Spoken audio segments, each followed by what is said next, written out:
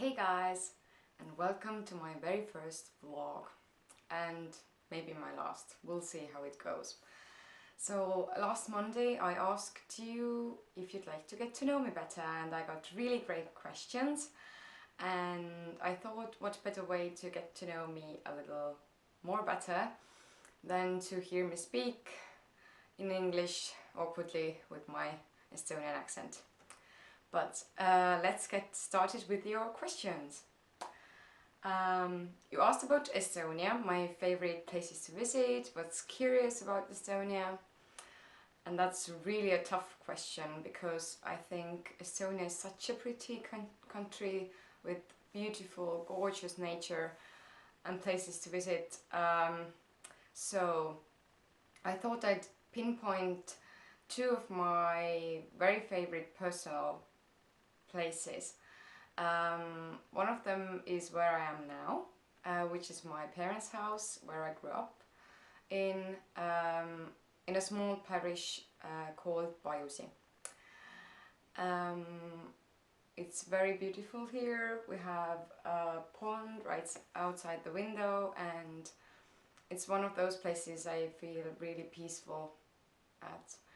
And the second place is my grandma's house. I've already wrote about it on my blog several times. It's a very special childhood place as well, and I always like it there. And maybe when I'm old and retired, we'll buy a house in the south of Estonia near my grandma's house. Curious things. Well, that's an even tougher question because when you live in a country from your birth, there's nothing really curious about it, I guess. So I don't know what to answer that question particularly. Maybe one thing is that Estonians are sort of quiet people and hard to get to know. But then again, if you get to know them, you see that they are really friendly and really warm people and really resilient people as well. But I linked to a very funny blog about Estonia, so you can find a lot of curious things about Estonia right there. Moving on to psychology. You asked me what I liked, what I didn't like, why I don't work in that field, maybe also why I chose opera singing for my career or my dream career. I actually went to study psychology after high school because I didn't have a better plan. I was curious about people, I'm fascinated with the human brain, and it seemed like the right choice at the time. And it was really fun to study. I loved the process, but I didn't find my niche in psychology. I didn't imagine myself working daily as a psychologist. Actually, I did do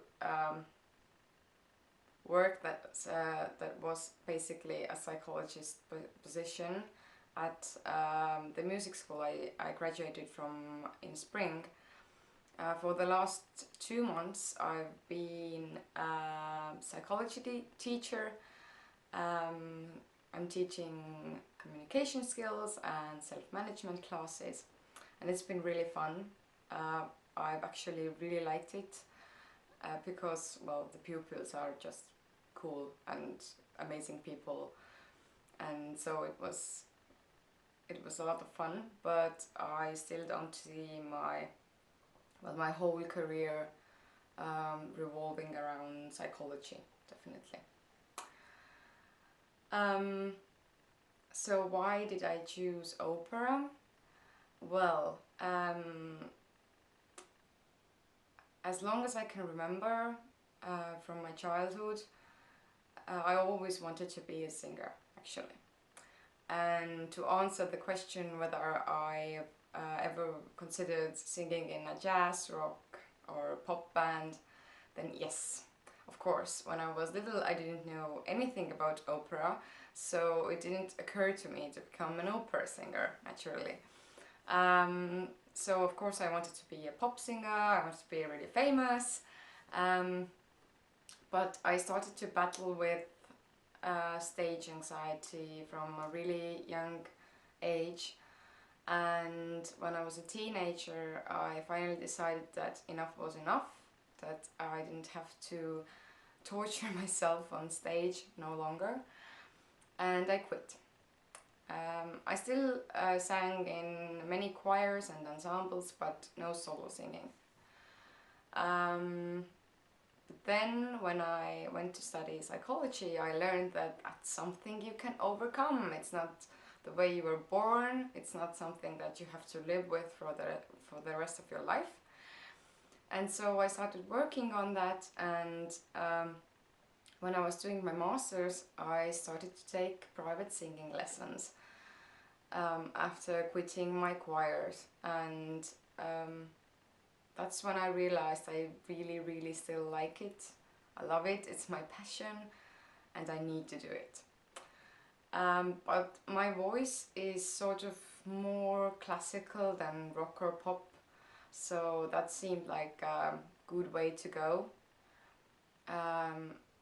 And so that's how I ended up studying opera singing at 24. Um, right now, as you know, I didn't get into Colonia University for music and dance, so I'm not studying music per se, but I am looking for a private teacher in the Colonia area to work with, so I'm not giving up yet. Oh, you also asked, have I ever played street music for money? No, that would be so scary. I don't know how those people do it. Putting yourself out there like that. No, not for me. Then you asked, do I naturally have great skin? Andrea asked that. Or do I have tips for having great skin? Well, I'm one of those really lucky people who do have great skin. I have to thank my mom and my dad for a great DNA. So I've never really had a lot of trouble with my skincare, and that's why I don't even have a skincare routine, actually. Pretty much my skincare routine has always consisted of removing makeup if I wear it, which I do actually rarely, and then washing my face with warm water. I have used a couple of products over the years, but I haven't seen any results for the better, so I don't think they're worth mentioning. And during the winter time, I do use sometimes day creams when the skin gets extra dry. But I've noticed that the less you mess with your skin, the better it gets, actually. And it's a lot about food, I think, more than it is about skincare. So, moving on to food. What's my guilty pleasure junk food? I would have to say it's chocolate, definitely chocolate. Because, well, I could eat anything that's related to chocolate all day long, basically. Candy, chocolate bars. Not dark chocolate though. Although I would eat it if it's on the table, but I would prefer milk chocolate rather than dark. And when we go on to my favorite ice cream flavor, then, well, with ice cream I basically eat anything. But nougat flavors, something with nuts in it, is, I think, my favorite. And I also love this Estonian eco handmade all natural brand called Lamu, and their coconut flavor is to die for, really. Do I read? No, I don't. I've never really got into reading. I was always a very slow reader, and I remember I struggled with learning to read, and I think that's what really yeah, screwed that one up for me. The only books I've devoured have been the Harry Potter books. I think I'm more the type of person that loves to go into one world.